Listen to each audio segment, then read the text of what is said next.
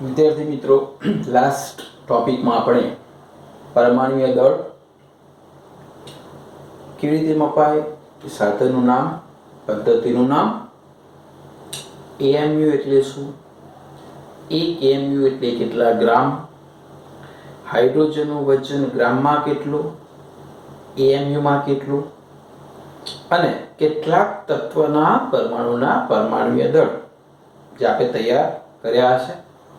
નહીં કર્યા હોય તો પણ વાંધો નહીં, તમે જોઈને એનો ઉપયોગ કરી શકશો.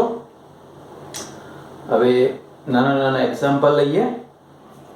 આગળનો જે ટોપિક છે એનું નામ છે આણ્વીય દળ.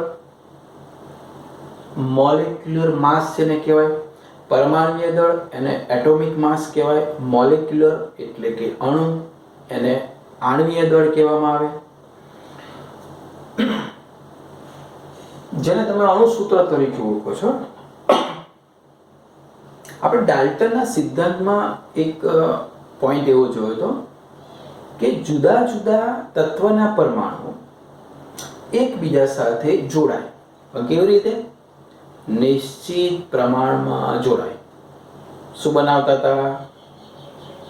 યસ, સંયોજન. એ જે સંયોજન છે એને આપણે રાસાયણિક ભાષામાં કહીશું અણુ. રાઈટ? તો અણુ કેવી રીતે બનેલો છે? એક કરતા વધારે પરમાણુઓ જ્યારે જોડાય, એ જુદા જુદા પણ હોઈ શકે, સરખા પણ હોઈ શકે. ટૂંકમાં એક કરતા વધારે પરમાણુ હોય ત્યારે બને છે અણુ. ક્લિયર? મોલેક્યુલર. તો જે અણુ બને છે એમાંથી જે સંયોજન છે એનું આણ્વીય સૂત્ર હોય છે દરેકનું.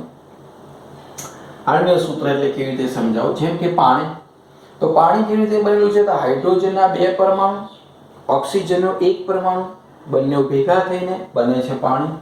એટલે એને સૂત્રની અંદર આપણે આ પણ ડિટેલમાં શીખીશું કેવી રીતે બધું લખાય છે. રાઈટ? 3rd ચેપ્ટરમાં. તો H2O એટલે પાણી, એ તમને ખબર હશે. તો આ અણુ થયો. કોનો અણુ થયો? પાણીનો. એ પાણીના એક અણુને રાસાયણિક સંજ્ઞામાં કેવી રીતે લખાય? તો H2O, જેમાં હાઇડ્રોજનના 2 પરમાણુ છે અને ઓક્સિજનનો 1 પરમાણુ, એટલે કુલ કેટલા પરમાણુ થયા? 3 પરમાણુ થયા. અને એમાંથી H2O અણુ બન્યો. હવે આ અણુનું દળ કેવી રીતે? જેમ કે આપણા શરીરનું દળ કેવી રીતે હોય? આપણું વજન ધારો કે 65 કિલોગ્રામ છે, તો કેવી રીતે બન્યું? તો કે છે આંગળીઓનું વજન આવે, હાથનું આવે, હાડકાનું આવે, નાકનું આવે, દાંતનું આવે. આપણા શરીરના બધા જ વિવિધ અંગોનું વજન ભેગું થાય ત્યારે આપણા બોડીનું વેઇટ બને. એવી રીતે અહીંયા જેટલા પરમાણુ અંદર છે, પરમાણુનું વજન ભેગું કરીએ એટલે બને અણુનું વજન. અને નિશ્ચિત છે પરમાણુનું દળ. જેવી રીતે નિશ્ચિત છે એવી રીતે અણુનું દળ પણ નિશ્ચિત છે.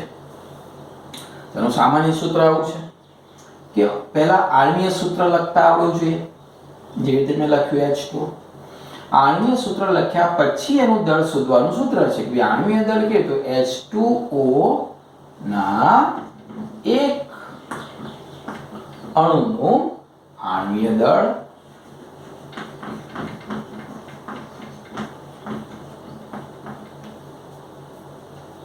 એટલે કેવું હોય તો H2O નું આણ્વીય દળ કહી દઈએ. એવી રીતે સિમ્પલ લખીએ કે H2O નું આણ્વીય દળ એટલે એક અણુનું દળ કેટલું? તો એમાં જેટલા પરમાણુ છે, બરાબર, એ પરમાણુનું દળ અને એ પરમાણુ દળની જે સંખ્યા છે એના વડે ગુણવાનું અને એવા બધાનો સરવાળો કરી દેવાનો. જો ઉદાહરણ આપો ને કે H2 નું આણ્વીય દળ મારે કેવી રીતે ગણાય?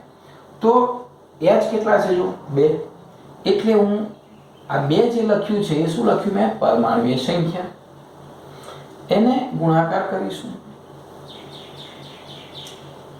કોને? પરમાણ્વીય દળ. પેલામાં શું લખ્યું છે? પરમાણ્વીય દળ યાદ કરો. હાઇડ્રોજનનું પરમાણ્વીય દળ લમસમ આપણે કેટલું લખ્યું હતું? 1. રાઈટ? ચલો આ 1 થયું પ્લસ બીજો કોઈ પરમાણુ તો કે ઓક્સિજન કેટલા છે? 1. તો 1 અહીંયા લખીશું ઓક્સિજનનું પરમાણ્વીય દળ. આમ સૂત્રની અંદર ડાયરેક્ટ લખ્યા, અમે ડાયરેક્ટ લખેલું છે, એકચ્યુઅલી એને સૂત્રમાં લખીને કન્વર્ટ કરીએ તો તમને વધારે અનુકૂળ આવશે, કારણ કે આના પછી મોટા મોટા સૂત્ર આવશે. એટલે કામ કરીએ, ચલો પરમાણ્વીય સંખ્યા 2, અહીંયા લખીશું હાઇડ્રોજનનું પરમાણ્વીય દળ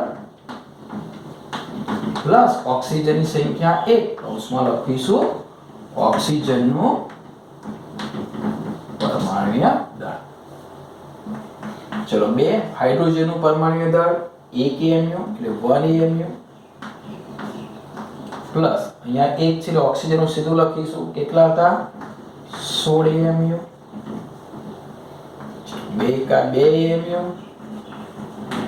પ્લસ 16 AMU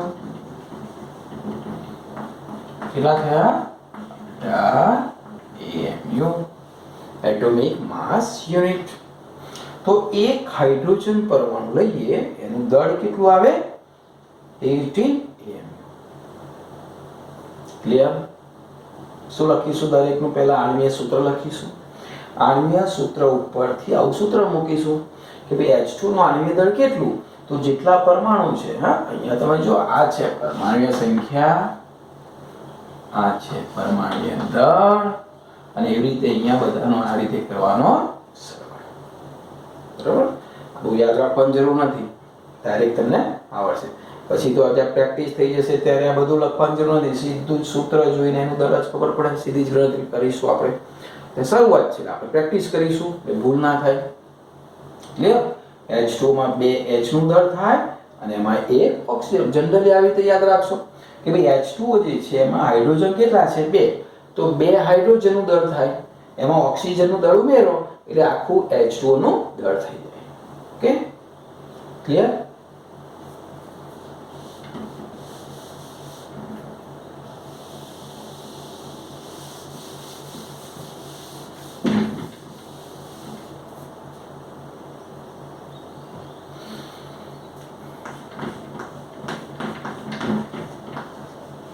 એમોનિયા જેને કહેવાય NH3. તો NH3 માં આ એક નાઇટ્રોજન છે અને 3 હાઇડ્રોજન છે. કેવી રીતે સૂત્ર લખાય? યસ, સૌથી પહેલા લખાશે 1, પહેલા કોણ આવશે નાઇટ્રોજન, નાઇટ્રોજનનું પરમાણ્વીય દળ પ્લસ હાઇડ્રોજન કેટલા છે 3, એટલે 3 અહીંયા લખીશું હાઇડ્રોજનનું પરમાણ્વીય દળ.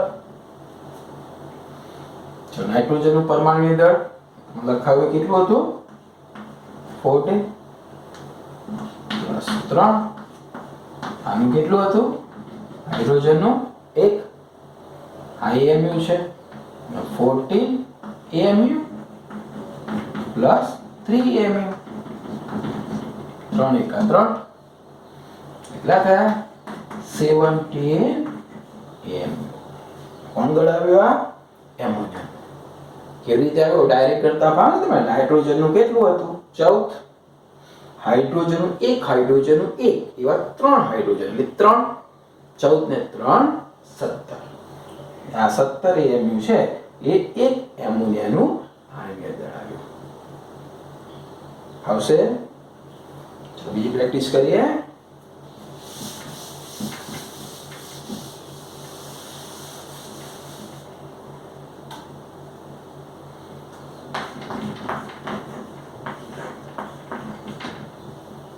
NaOH નું આણ્વીય દળ શોધીએ. એનું નામ છે સોડિયમ હાઇડ્રોક્સાઇડ.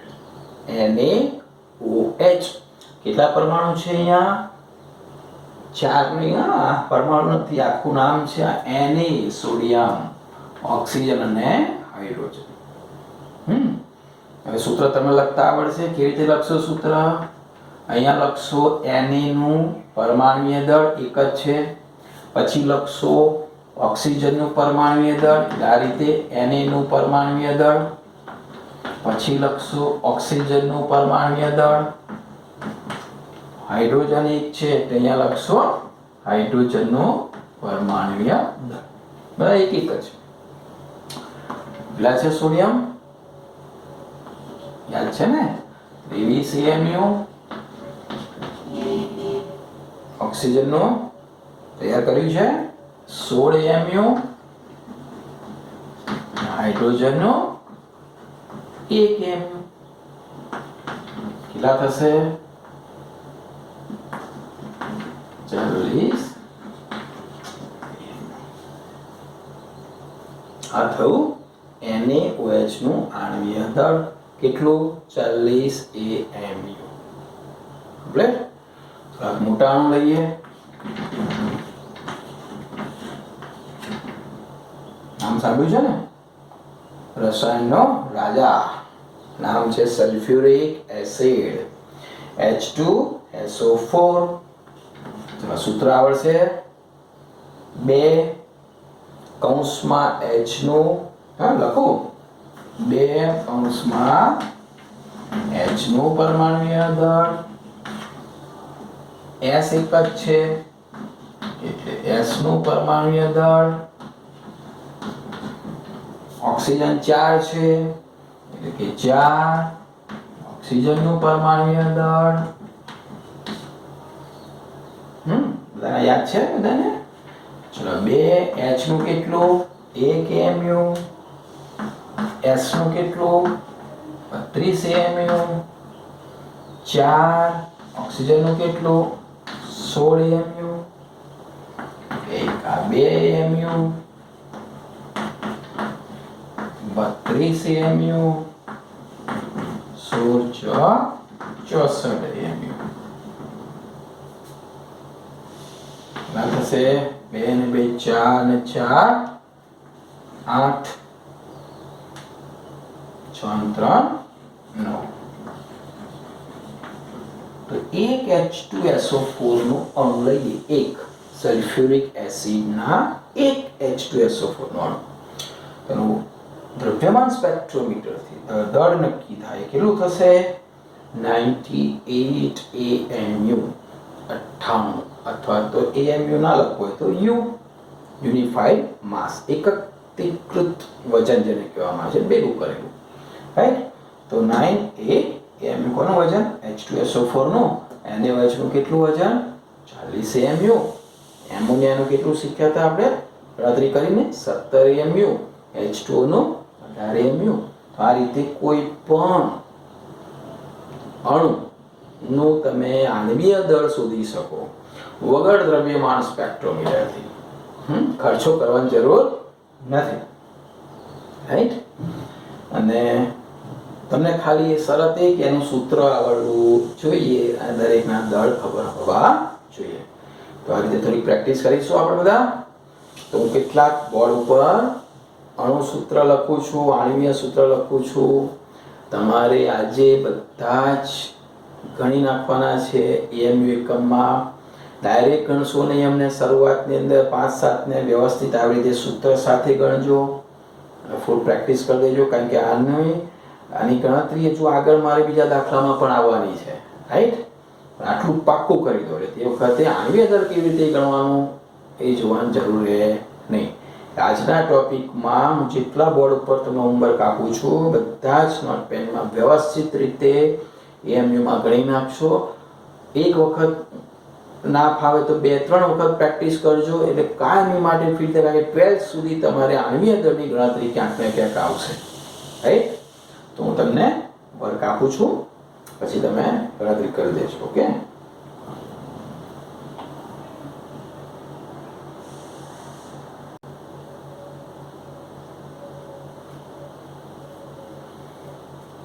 જો વિદ્યાર્થી મિત્રો આટલાની પ્રેક્ટિસ કરશો એટલે લગભગ તમે આણ્વીય દળ ગણતરી કરતા આવડી જશે હા બધા સંયોજન એક વખત બોલું છું તમારે જોડે લખવા હોય જોડે લખો NH3 ઓલરેડી મેં શીખવાડેલું છે એમોનિયા છે SO2 sulphur dioxide HCl hydrochloric acid CO2 ઓળખો છો બધા કાર્બન ડાયોક્સાઇડ HNO3 હા nitric acid H2O2 hydrogen peroxide જે દવાખાનામાં અથવા મેડિકલ સ્ટોરમાં મળે H2O ઓળખો છો બધા પાણી KMnO4 પોટેશિયમ પરમેંગનેટ હા જાંબલી colour H2SO4 sulphuric acid calcium carbonate ચૂનાનું પથ્થર, CH4 મિથેન વાયુ, Al2O3 aluminium dioxide, calcium sulphate CaSO4, calcium hydroxide ચૂનાનું પાણી જેને કહીએ છીએ આપણે, potassium dichromate K2Cr2O7, sodium hydrogen carbonate અથવા તો સોડિયમ બાયકાર્બોનેટ જેને આપણે પાપડીઓ ખારો કહીએ છીએ, હા ખાવાનો સોડા કહીએ છીએ, NH4Cl નવસાર જેને કહેવાય, ammonium chloride, S3PO4 phosphoric acid, CuSO4 copper sulphate. કદાચ તમને મેં Cu નું વજન ના લખાયું હોય તો સાઈડમાં મેં લખેલું છે 63.5, Fe2O3, Cr2O3, એમોનિયમ કાર્બોનેટ. બરાબર, આ બધાના તમારે આણ્વીય દળ ગણવાના છે અને આજે જ ગણવાના છે. કેલ્સીનો ઉપયોગ કરીશું નહીં, કેલ્ક્યુલેટર નહીં વાપરીએ, રાઈટ? કારણ કે નીટ JEE કેલ્ક્યુલેટર વાપરવામાં નથી આવતું. તો આ રીતે આપણે બધા લખીશું.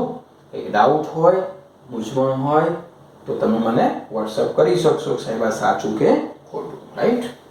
લખી નાખો બધા.